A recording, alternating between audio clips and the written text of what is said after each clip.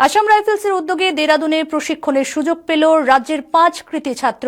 28 নম্বর Assam rifles ব্যাটালিয়নের উদ্যোগে দেরাদুনের আইটিপিবির দুন সংস্কৃতি স্কুলে নির্বাচিত হওয়া ঊনকোটি ও ধলাই জেলার 5 জন কৃতী ছাত্রকে গতকাল সংবর্ধনা জানান ব্যাটালিয়নের কমান্ড্যান্ট ধর্মেন্দ্র সিং চৌহান সহ অন্য আধিকারিকরা। কমান্ড্যান্ট বলেন, নির্বাচিত 5 জন জনজাতি ছাত্রকে বিনামূল্যে শিক্ষা, আবাসন, খেলাধুলা ও অন্যান্য সুযোগ সুবিধা প্রদান করা হবে।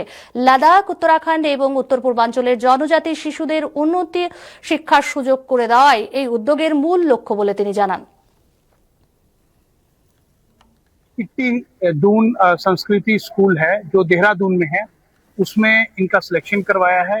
इट्टी जिसका मतलब ITI जो कि information technology institute for tribes of India, जिसका 2004 में उद्घाटन अपने पूर्व प्रधानमंत्री श्री अटल बिहारी वाजपेयी जी द्वारा किया गया देहरादून में।